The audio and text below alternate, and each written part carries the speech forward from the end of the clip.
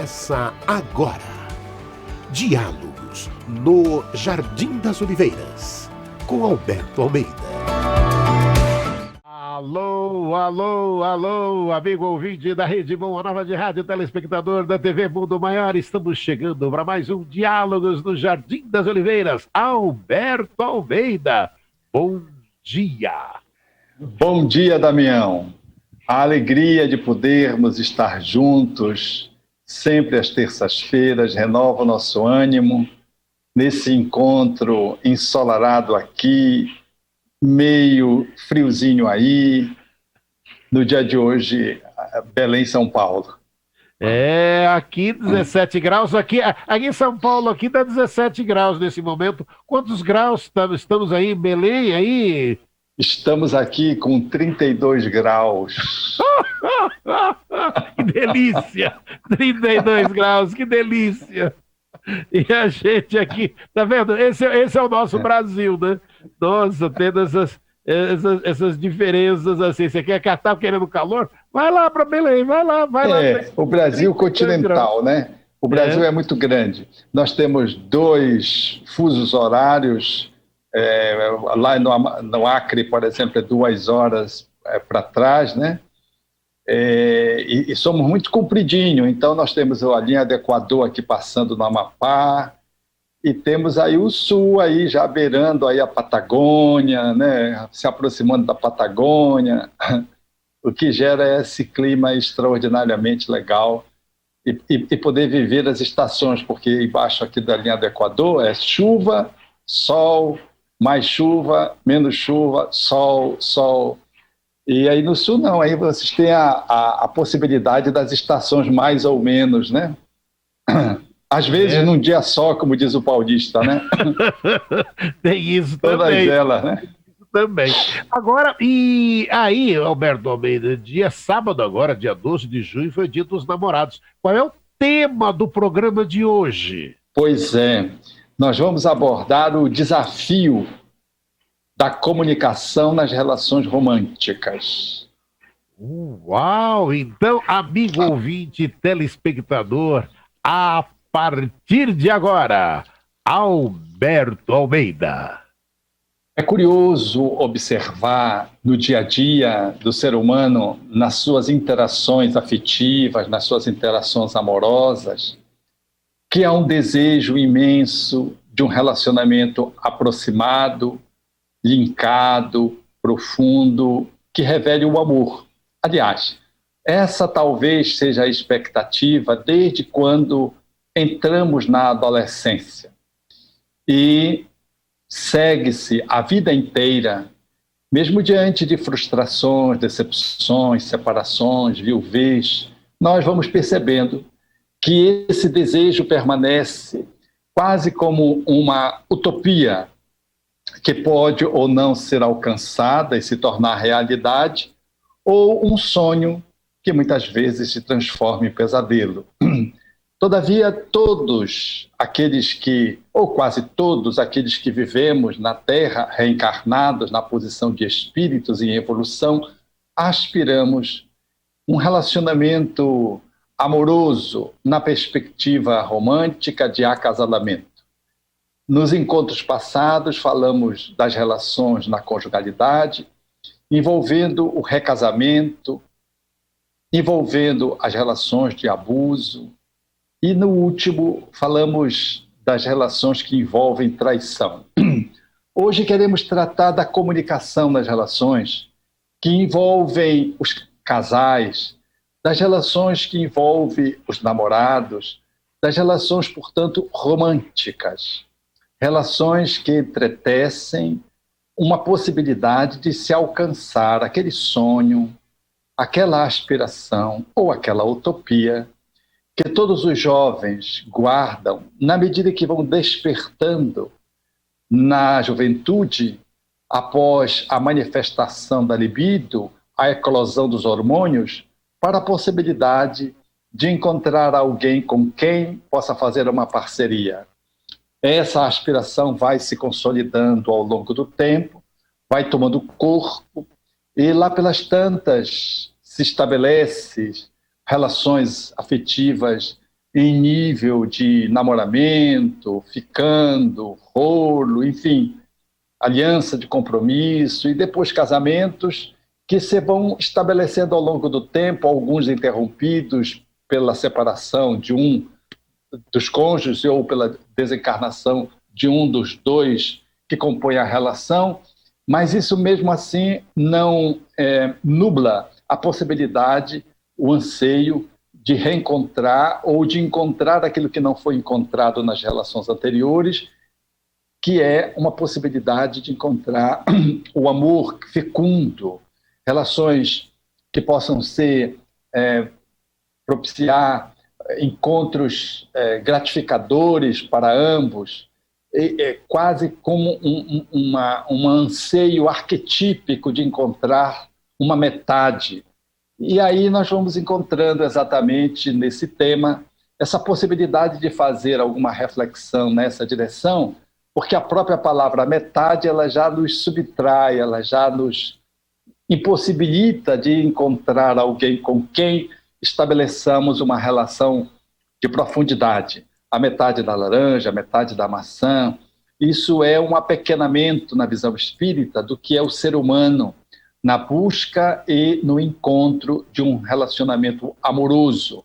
E a comunicação que deve se estabelecer nesse âmbito entre o par, ela deve remeter-nos à compreensão de que cada um é um ser único e completo, inteiro.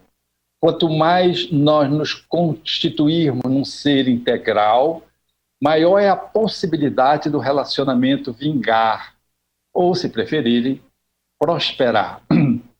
Quanto mais fragmentado nós formos para a relação, maiores são as chances do relacionamento não avançar, progredir. E se formos esperando encontrar uma metade, nós haveremos de encontrar muitas frustrações. Muito embora alguém haja de dizer que encontrou a sua cara metade, e pode dizer, até, e alguns dizem, que encontrou a sua alma gêmea, o que, em realidade, é uma fala apenas romântica, lírica, segundo os espíritos. A alma gêmea, que representasse, portanto, o encontro de uma metade com outra, elas não existem. Porque Deus nos criou inteiros, nos criou globais. Nós podemos nos encontrar com alguém e a nossa comunicação amorosa ser tão profunda, ser tão rica, que possamos expressar liricamente, poeticamente, que nós encontramos a nossa cara metade, a nossa alma gêmea, o nosso outro pedaço, mas é uma forma apenas de expressar no campo estético para traduzir uma relação que se coloca no mundo de uma forma diferenciada, profunda, singular, rica. Todavia, metade mesmo não existe.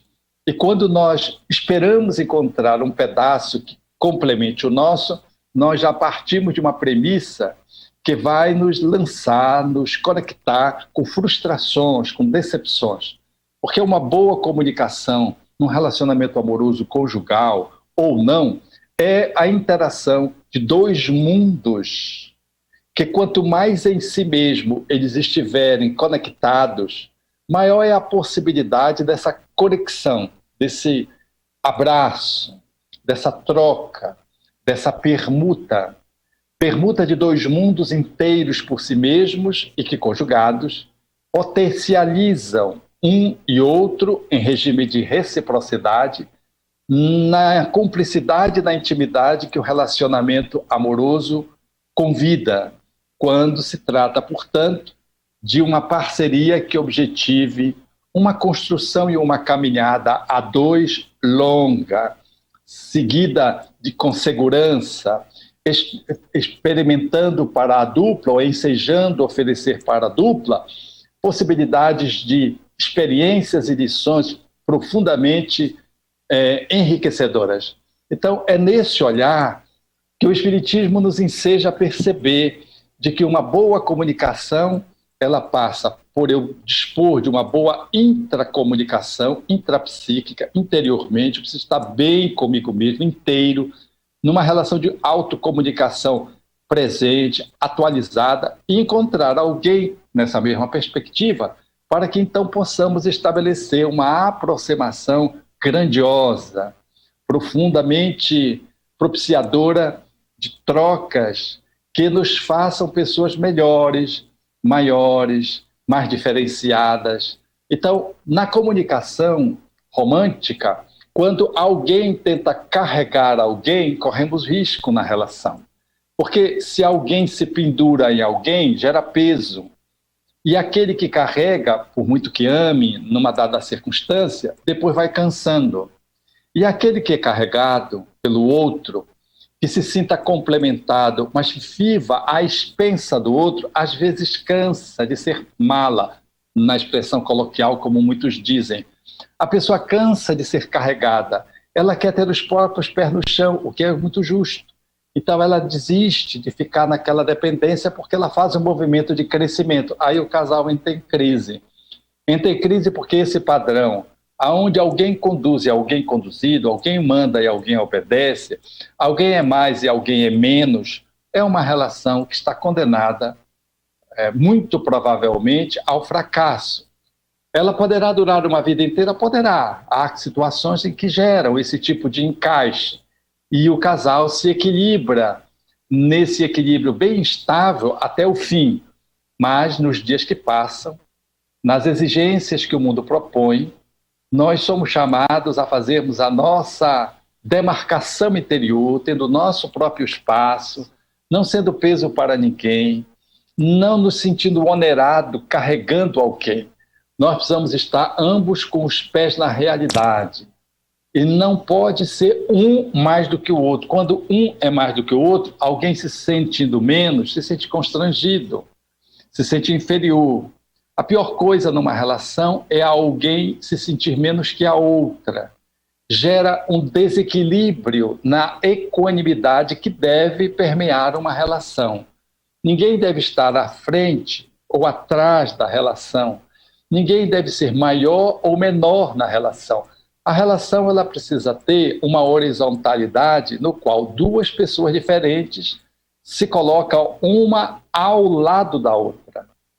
Ao lado, ou seja, é um processo de pareamento, não é de igualdade, é um processo no qual se vive uma troca no mesmo regime de realidade, no mesmo plano, um ao lado do outro fazendo uma caminhada.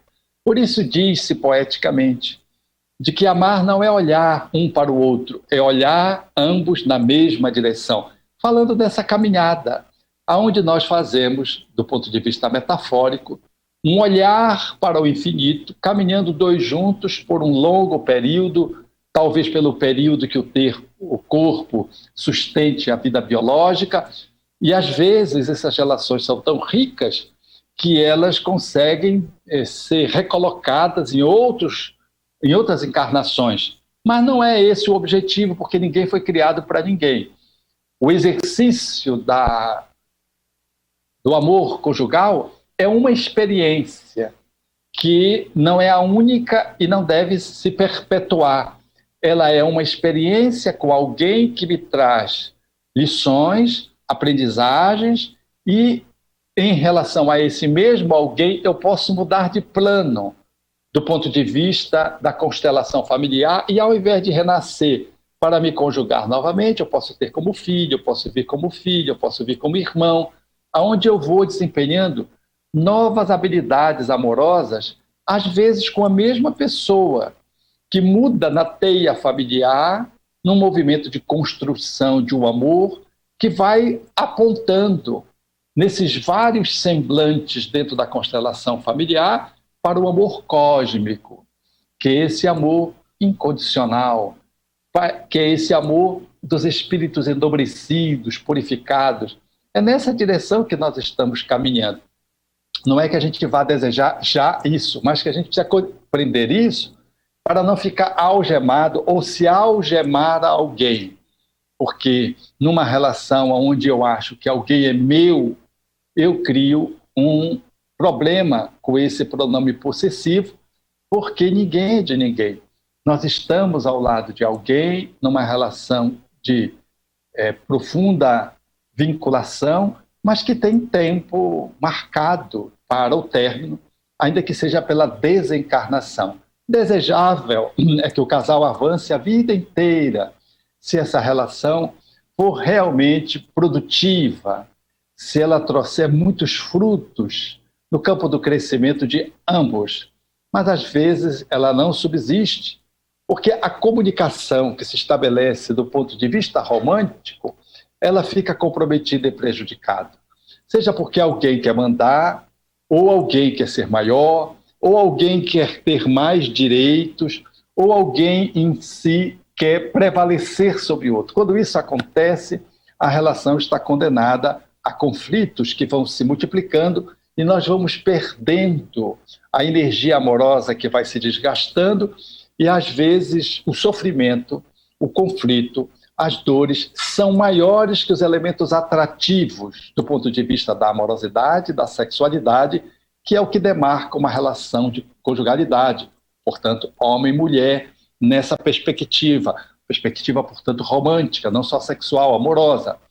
Mas o amor, às vezes, ele vai ficando sufocado por conta dessas manifestações disfuncionais que um ou ambos trazem para a relação e habitualmente oriunda da sua família de origem.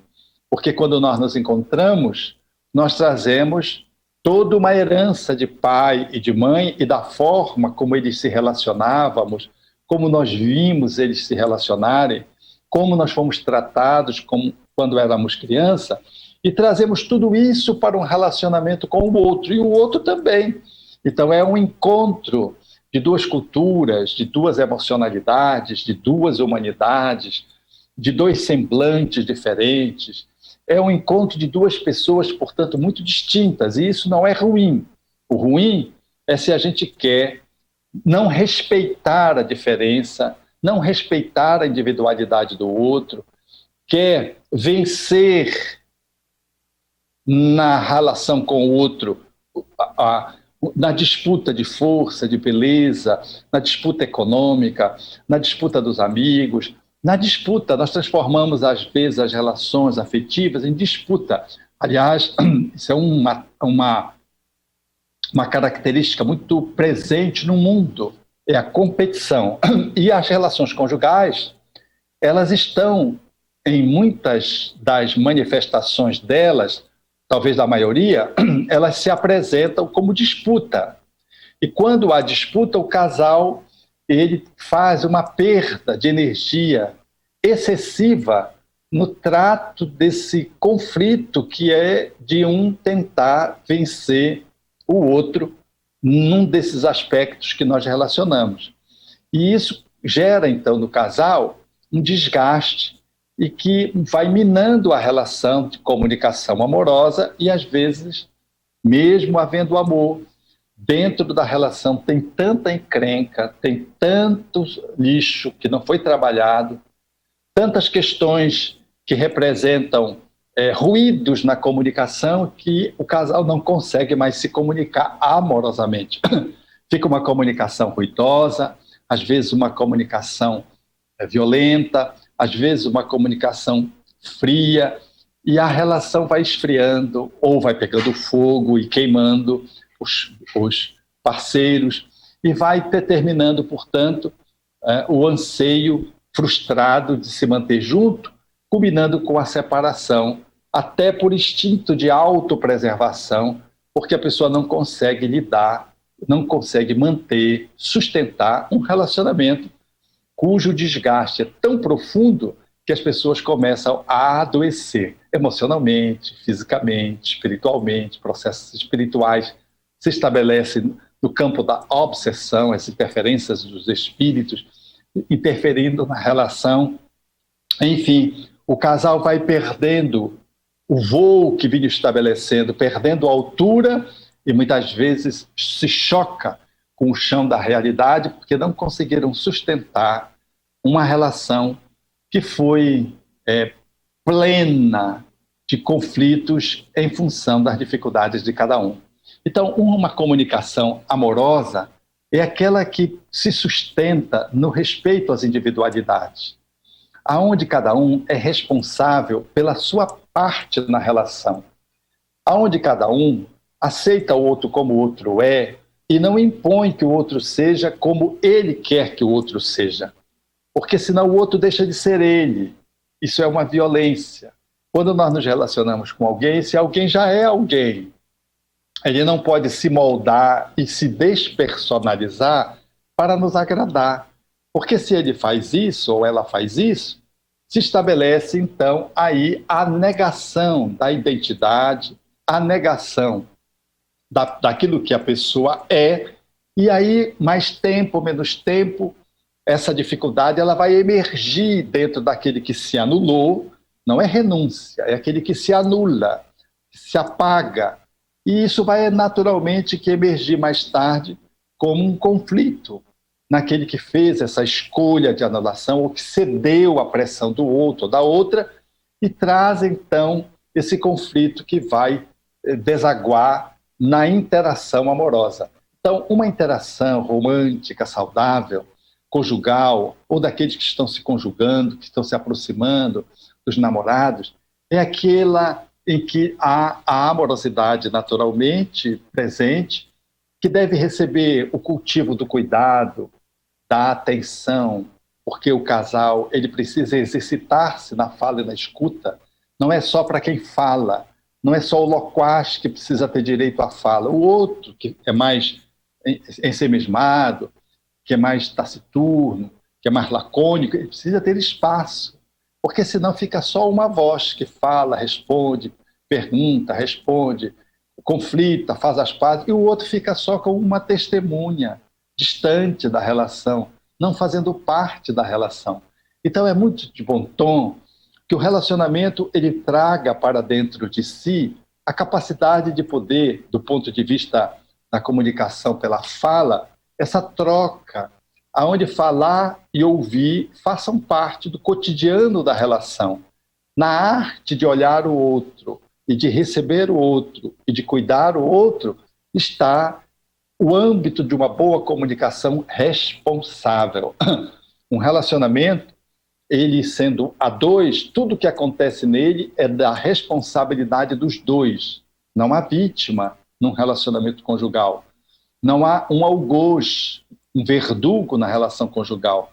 Nós somos dois membros na relação que interagimos e criamos uma relação muito produtiva, criativa, enriquecedora, ou criamos uma relação empobrecida, fragilizada, adoecedora, que nos leve inevitavelmente para uma ruptura com o tempo.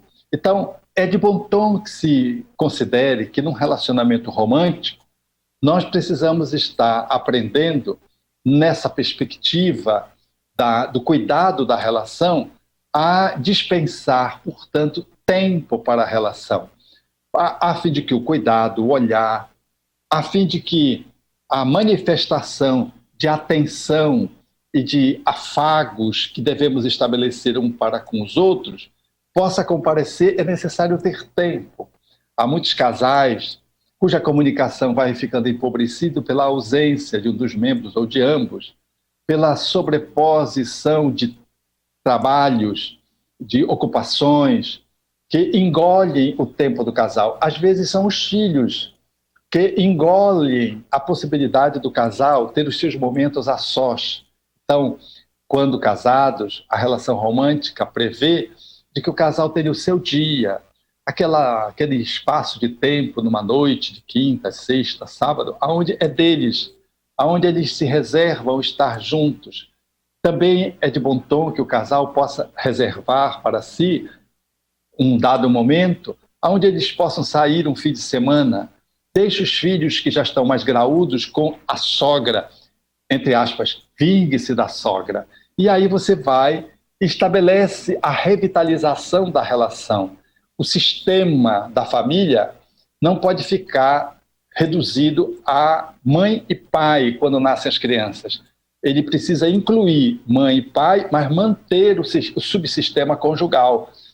É da junção desses subsistemas que a família funciona bem e um repercute no outro. Então, o casal, ele precisa ter um tempo para ele enquanto casal, não é só para o relacionamento sexual propriamente dito, regime privado, mas é também para as trocas de afago, de afeto, as conversas onde você vai estabelecendo a permuta de conhecimentos, mas também no diálogo, no qual nós vamos dissolvendo pequenas rusgas, pequenos desentendimentos que possam ter acontecido na relação. O casal precisa ter esse tempo para conversar. Nós sabemos que um casal está muito bem casado quando ele consegue conversar e não tem fim a conversa, ou seja, eles têm sempre assunto para conversar. Eles estão tão interagindo um com o outro que tem assunto para conversar. E vejo como é rico quando há diferença, quando eles trabalham, por exemplo, em lugares diferentes, ou têm professores diferentes, porque os conteúdos do diálogo são muito enriquecedores. A experiência de vida de um e de outro são muito enriquecedoras. Não só a experiência que deve ser trocada, cada um falando da sua história, que vem muito no relacionamento do namoro, né? Depois, quando vai se aproximando do acasalamento, onde vai se discutindo no noivado ou na aliança de compromissos o que vai ser a educação dos filhos, a gente precisa falar da nossa história para saber como é que vai ser a nossa pegada com o nosso filho. Mas também o casal precisa ter tempo, após o relacionamento ter se aprofundado na dinâmica a dois, para poder conversar sobre o dia, sobre os seus afazeres, mas também sobre as suas dúvidas existenciais, projetos, propósito de vida. O casal precisa trocar isso. Propósito e missão de vida de cada um e do casal como casal, na relação com os filhos, o futuro. O casal precisa ter esse tempo de entretecimento a fim de que a relação ela se sedimente e se fortifique. E o tempo precisa comparecer também, e muito necessariamente, para eliminar os lixos que vão ficando entre o casal. Às vezes os lixos vão ficando tão grandes que eles não conseguem se ouvir, se ver. Então é necessário tirar os lixos a fim de que eles se encontrem. É necessário varrer os conflitos, não acumular mês após mês, ano após ano, porque quando eles vêm, o casal já não tem mais condições de limpar. Às vezes é tanto lixo que quando ele é removido debaixo do tapete, ele causa tanto mal-estar que um ou ambos não conseguem ficar na relação. Tratar essas encrencas dia após dia, cuidando um do outro, tratando aquilo que pertence à relação, é de bom tom. Às vezes são coisas que vêm de fora, da mãe, do pai, de um, que é a sogra ou sogro, né? A gente precisa ir tratando para ir fazendo os ajustes necessários, fazendo os calibramentos necessários, porque às vezes vem um, se coloca na relação, um sogro, uma sogra, e passa a conviver em família, e é muito desafiador quando isso acontece para o casal, enquanto casal, por conta de que a chegada de um pai e de uma mãe, ou de um sogro e de uma sogra, para coabitar, ela é sempre uma área de conflito, seja para o pai e mãe com os filhos, seja para o outro, que é a nora ou o genro, isso envolvendo naturalmente os netos. Isso é muito desafiador. Então o casal precisa estar trabalhando todas essas questões que ameaçam às vezes chegar, ou que acontecem, às vezes por uma imposição da necessidade, amparar um, amparar outro. Como é que eles vão administrar para que a relação não seja implodida? Vejam quantas demandas acontecem numa relação amorosa, a fim de que se possa trabalhar o relacionamento, dando-lhe sustentação, fôlego, nutrição e beleza, para que o relacionamento se coloque numa direção de alcançar os objetivos para os quais ambos nutrem dentro de uma realidade possível de ser alcançados. Um sonho que vai se tornando realidade. Uma utopia que se concretizou, só pode se concretizar com muito trabalho interior e com muito trabalho a dois, porque o relacionamento conjugal é uma relação que envolve a dupla e não apenas uma das personalidades. Alberto Almeida, você que está nos acompanhando, Diálogos do Jardim das Oliveiras, pode participar Nós estamos ao vivo no facebook.com/TV Mundo Maior. Temos à sua disposição o nosso WhatsApp 996433827 e já temos algumas participações. Vamos trazer aqui as participações. Elaine Jordão, muito bom dia, está em Campo Grande, Mato Grosso do Sul, nos acompanhando. Deixa eu trazer mais aqui. Juliana JB, muito bom dia, com alegria e gratidão. Simone Dias, bom dia, queridos. Damião e Alberto, abraços fraternos. Está em Suzano nos acompanhando. Rita Cássia Sacramento, bom dia. Paula Moraes, bom dia. Abraço quentinho, direto de BH. Fábio Tavares, bom dia. Luciana Urzedo, bom dia a todos. Está em Uberaba, Minas Gerais, nos acompanhando. Fátima Teixeira, bom dia, amigos. Alcione Alves dos Reis, bom dia. Humberto Almeida, gratidão pelos seus ensinamentos. Está em Poços de Caldas, nos acompanhando. Francisca Silva, bom dia, de Salvador, na Bahia. Bom dia a todos. Rosângela Pereira de Oliveira, bom dia. Jesus conosco em Uberaba presente. Fátima Fernandes, bom dia. Também aqui já tem uma participação no WhatsApp, ó. Bom dia, amigos. Eu estou muito tempo sozinha, me separei e as crianças eram pequenas, e eu quero arrumar uma pessoa, mas até hoje não encontrei. Cuido dos netos, sinto falta de encontrar alguém. A Dilcilena de Mogi, Alberto Almeida. Dilcilena, o desejo, o anseio é normal, é nobre e factível de ser concretizado. É de bom tom que o ser humano possa buscar uma companhia para poder desfrutar dessa possibilidade de caminhar juntos, mesmo depois de um relacionamento que não vingou ou de um relacionamento que foi interrompido pela desencarnação, portanto, pela viuvez. Esse anseio pode ser concretizado. Se o relacionamento ele se interrompeu em função dos conflitos, é necessário aprender com eles, para que a próxima relação não seja um repeteco da primeira nos mesmos erros. Temos que aprender como foi essa transação emocional, psicológica, romântica, onde nós erramos, para que um e outro, aprendendo, possam depois compor reacasalamentos saudáveis. Quando é pela viuvez, nós precisamos entender que a desencarnação nos desobrigou daquele compromisso afetivo que foi marcado para a vivência corporal. Nós não podemos nos sentir casados com o desencarnante, que já está numa outra possibilidade. Então precisamos nos liberar, porque às vezes é natural que durante o luto a gente não tenha nenhuma aspiração, né? E às vezes as crianças pequenas exijam muito cuidado, muita atenção, e muito tempo, e não há como pensar num outro relacionamento, seja pelo luto, seja também por conta do atendimento que as crianças pequeninas exijam. Mas isso, de modo algum, deve ser um impedimento para que, no seguir do tempo, a pessoa abra um espaço para a composição com um novo relacionamento, que às vezes é mais rico que o anterior. Mesmo que o anterior tenha sido muito bom e ele tenha desencarnado, ou ela tenha desencarnado. Nós não podemos fechar as portas para essa possibilidade. Não significa dizer também que a pessoa não possa viver só, se ela, do ponto de vista romântico, se ela quiser, a escolha é dela, e ela pode viver trabalhando a sua amorosidade de um outro jeito, não só com os filhos, com os parentes, com os amigos, enfim, com os colegas de trabalho, enfim, com toda outra forma de poder trabalhar a sua amorosidade e canalizando a sua energia sexual através do trabalho, do esporte, da cultura, da arte, da assistência social, da caridade, são outras formas que se trabalha essa energia criativa quando ela não é genitalizada, quando há uma interrupção de um relacionamento a dois, a pessoa continua vibrante, continua viva, seja ela um adulto, seja ela um jovem, seja ela um idoso. A sexualidade, a energia sexual é do espírito que se manifesta pelo corpo e que pode se expressar adequadamente. Deixa eu trazer mais participações aqui dos amigos que estão nos acompanhando.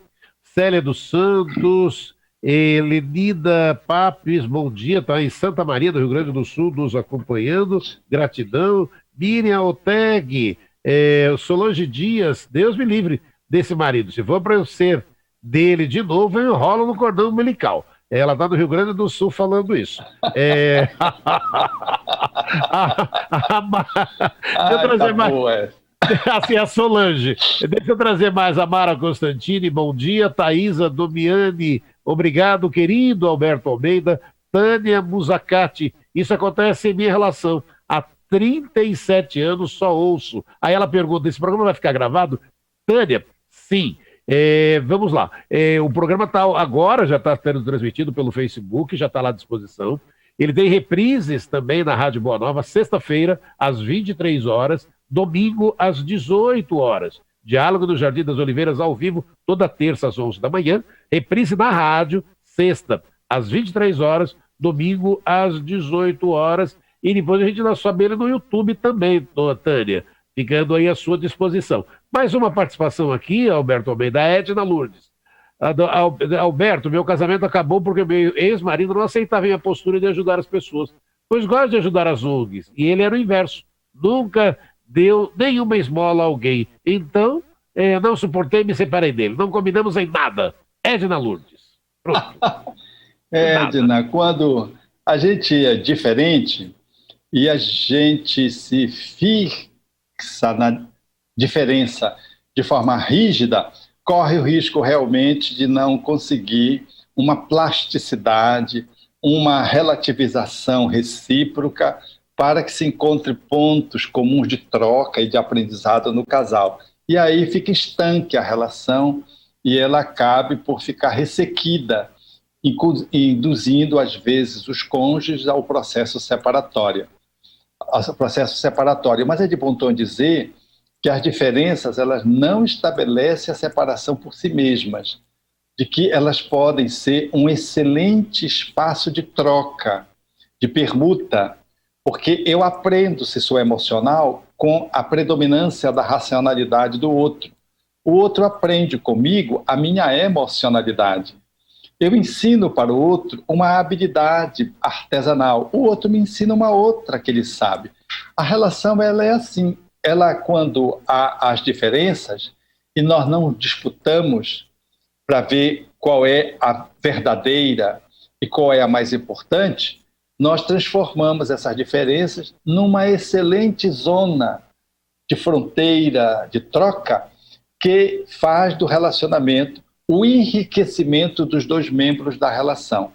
Mas se nós acharmos que a nossa percepção, o que a gente sabe fazer, o nosso modo de pensar, o nosso modo de sentir é o único verdadeiro, aí a gente levanta um muro e aí a relação vai se enfraquecendo, vai se empobrecendo, a gente vai deixando de se ver, esfria e o relacionamento caminha para uma ruptura que não é desejável. Opa, deixa eu trazer mais participações dos amigos que estão nos acompanhando aqui, Alberto Almeida. Tânia Musacati, muito obrigado. Helena Rosa de Oliveira, um bom dia.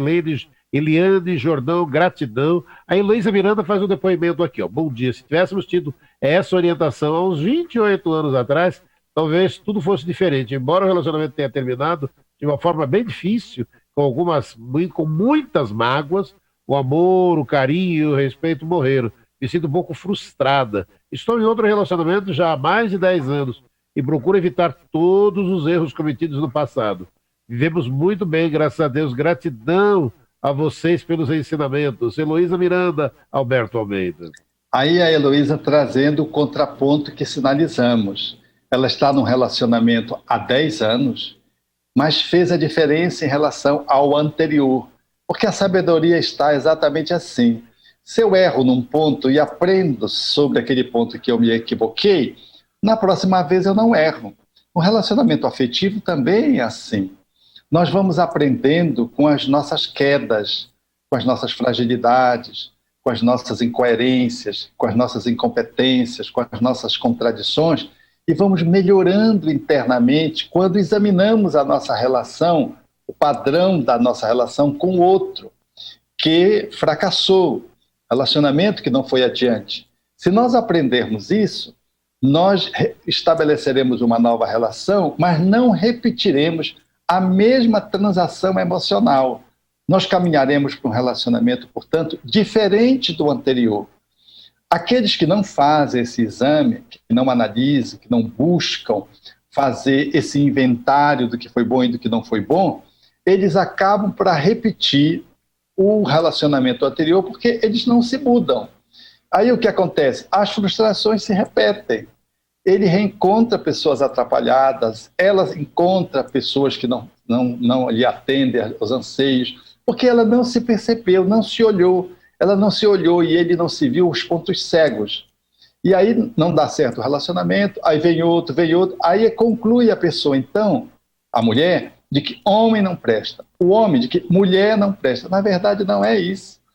É que eles não se prestaram para se perceberem, não se deram um tempo para se olhar pelo que o relacionamento fracassou.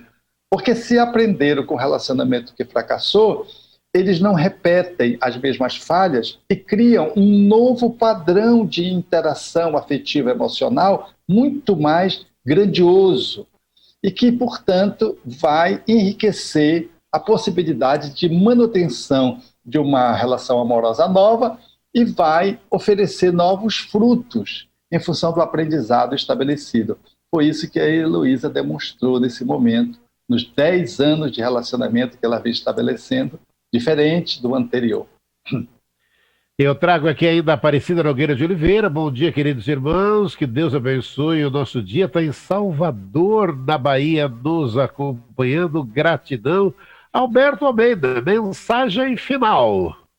Então, eu queria dizer aos amigos que é muito comum se dizer assim: eu vou encontrar uma pessoa igual a mim.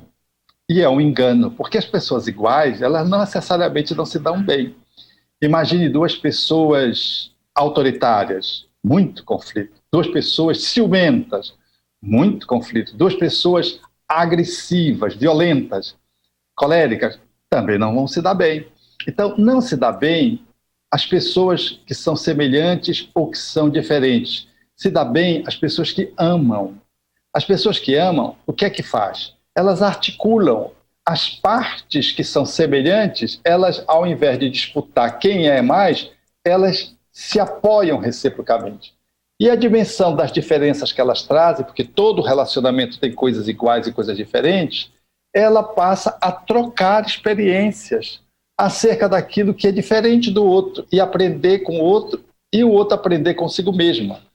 Essa forma de lidar com as diferenças e com as semelhanças, mediada por uma amorosidade que vai se aprofundando, é que faz que o casamento ele possa ter durabilidade, possa avançar, possa se desdobrar e possa ser um bom exemplo para aqueles que são os filhos, que aprendem com os pais como é que se deve se estabelecer uma relação de cuidado um com o outro, de diálogo um com o outro, de atenção para com o outro, de deferências um para com o outro.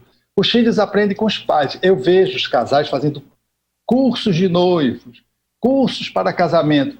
Ora, gente, a gente não aprende num cursinho assim e muda e vai casar e vai dar tudo certo, não. Os cursos são importantes no sentido de algumas informações que são dadas, são enriquecedoras, mas, na verdade, a gente vai conseguir estabelecer uma boa performance no relacionamento conjugal depois que a gente puder aprofundar na convivência com os nossos pais, vendo como é que eles funcionam. Por isso que relacionamento dos pais esgarçados, violentos, que se separaram, geram filhos com muita possibilidade de reproduzirem relações assim, violentas, abusivas, desgostosas, fracassadas, ruins. Por quê? Porque eles não tiveram um bom curso na sua história de vida.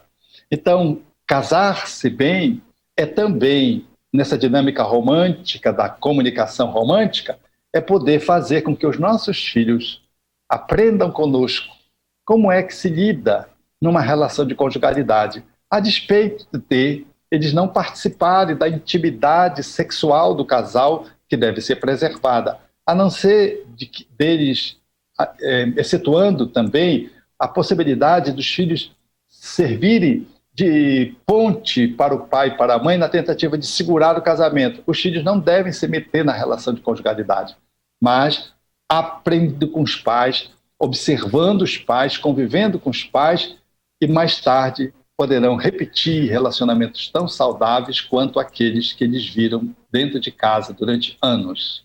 Alberto Almeida, gratidão. Semana que vem estaremos juntos com mais um Diálogos no Jardim das Oliveiras. Obrigado, muito obrigado. Grande abraço, tchau, gente.